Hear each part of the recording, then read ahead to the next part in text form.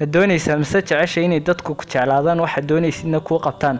haddaba haddii aad raadinaysid amaba baadhisid saad dadku u kasban lahayd iyo siday kuu ixtiraami lahaayeen sidoo kale kugu xiisi lahaayeen, insha allah muuqaalkan iyo qaybihiisa kale waxaad ku ogaan doontaa jawaabaha su'aalahan iyo sirooyin la xidhiidha qaabka dadka loola dhaqmo ee nala soco.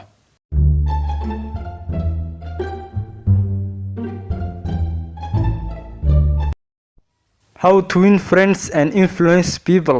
Sidee loo kasbadaa saaxiibo dadkana loo saameeyaa.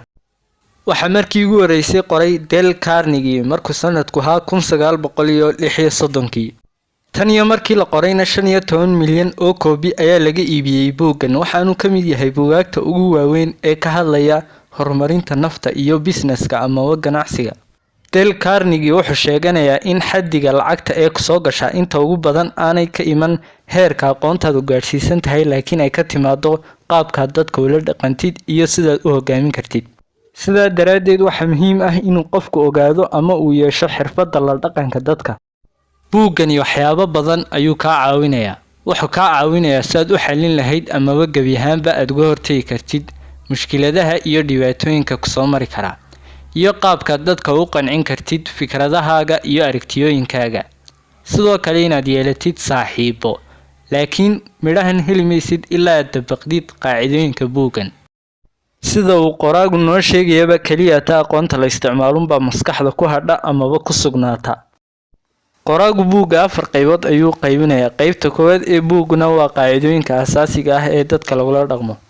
qaacidada koowaad, criticism, cambaaraynta. qofka bini'aadamkahi wuxuu caado u leeyahay inuu khalad galo, laakiin mushkiladdu waxay tahay inaynu badankeenu ka raali noqon weyno khaladka uu qofku galo. marka uu qofku khalad galo, khaladkaasi haba yaraado ama ha weynaado ee waxaynu door bidnaa inaynu si toos ah u cambaarayno. adigu waxba fahmi maysid, weligaabaad saaqid ahayd, noloshaad ka dhacday, waxba garamaysid. hadalladan oo dhammina waxay kaa dhigaysaa inuu qofku kaa fogaado, dibna wax kuugu sheegi waayo. sidaa daraaddeed waa inaad ogaatid inaanad dib qof u canaanan amaba si toos ah u cambaarayn. cambaarayntu xanaaq aan loo baahnayn bay dhalisaa, waxayna waxyeelaysaa qofka dareenkiisa, qiimihiisa iyo dadnimadiisa. qofka la canaantaa badanka wuxuu isku daya inuu qiil samaysto, wuxuuna sheegtaa sabab kastoo tilmaamaysa inaanu khalad gelin iyo intii karaankiisa inuu sameeyey, isagoo og inuu khaldan yahay. haddaba waxaa muhiim ah inaynu ogaano xaggii aan wax ka dhaleecayn lahayn inaynu isku dayno inaan qofka kale fahanno, sidoo kale iska cafino. doqon kastaa waxbuu canaanan karaa, doqomada badankooduna saasay sameeyaan, laakiin qof dabeecad wanaagsan leh naftiisana xakameyn kara ayuunbaa dadka fahmi kara iskana cafin kara. qaacidada labaad, inaynu si daacadnimo ku dheehantay dadka u qadarino. rabitaanka ugu qotada dheer ee dabciga bini'aadamka ku abuuran ayaa ah in la ixtiraamo, la qiimeeyo, sidoo kale la qadariyo. habka kaliya ee dadka lagu dareensiin karo inay ahmiyad leeyihiin waxa weeye inaad si daacadnimo u qadarisid kuna dhiirigelisid waxay wadaan. u sheeg inay yihiin qof muhiim ah, waxay qabtaana uu ahmiyad leeyahay, shaqo wacanna ay hayaan. qof kasta wuu jecel yahay in la ammaano.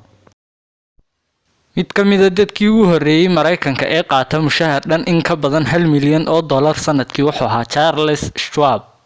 sababtu lacagta tirada leh ku helayna ma ahayn heerka aqoontiisu gaarsiisan tahay oo waxa joogay dad kaga aqoon badnaa shaqada uu hayay, laakiin sirtu waxay tahay inuu awood u lahaa amaba yaqaanay qaabka dadka loola dhaqmo. Charles ayaa wuxuu leeyahay hantida ugu weyn ee aan leeyahay iyo qaabka qof lagu horumarin karo ayaa ah in la qiimeeyo lana dhiirigeliyo. waxaad xasuusnaataa mar walba inay ammaantaadu noqoto mid daacad ah oo ka dheer xumaan iyo beenba. sidaa daraaddeed waa inaad kala ogaatid ammaanta runta ah iyo beenta ah. midi waa mid daacad ah, midna maaha. midi waa mid qalbiga ka soo go'day, midna afkuunbay ka soo baxday. midi way qoto dheertay, ta kalena way gundhowdahay. ha ka cabsan cadow ku soo weerara ee ka baqo saaxiib hadal macaan oo been ah kugu ammaana isagoo danihiisa kugu filanaya. ka sidan sameeya adduunka oo dhan ayaa agtiisa ah, ka awoodi waayaana wuxuu marayaa waddo cidlo ah. maxaynu badanka uga hadalnaa waxaynu doonayno? waa caruurnimo, waa sax oo waxaad xiiseynaysaa waxaad doonaysid, laakiin waxaad ogaatay inaanay cid kale xiiseynin amaba ha yar tahay. inteena kale adiguunbaan kula mid nahay oo waxaynu xiiseynaa waxaynu doonayno. sidaa daraaddeed habka kaliya aanu dadka ku saameyn karno ayaa ah inaynu kala hadalno waxay doonayaan, sidoo kale inaynu tusno waddadii ay ku heli lahayn wixii ay doonayeen. tusaale, buug ayaad qortay oo waxaad doonaysaa inaad qof ka iibisid. Waryaa Cabdi, buug cajiib ah ayaan qoray ma doonaysaa inaad iga iibsatid? Maya, maxaan iibsanayaa? Danta igu jirta waxay. Sida saxda ahi waa sidan. Waryaa Cabdi, buug baan hayaa niyo ku tusaya qaabka aad lacag badan ku samayn kartid. Gaadhigii oo gurigii aad weligaaba ku riyoon jirtay ku heli kartid. Sidoo kale waxaa ku qoran fikrado badan oo ganacsiye ma doonaysaa inaad iibsatid? Haa sax, imikaan arki karaa sababo aan kaga iibsan karo buuggan. Waxaad igu beertay dareen amaba xiiso ah inaan ka iibsado buuggan. Xaaladda waxaad ka dhex eegtaa qofka kale xagashiisa iyo aragtiyooyinkiisa.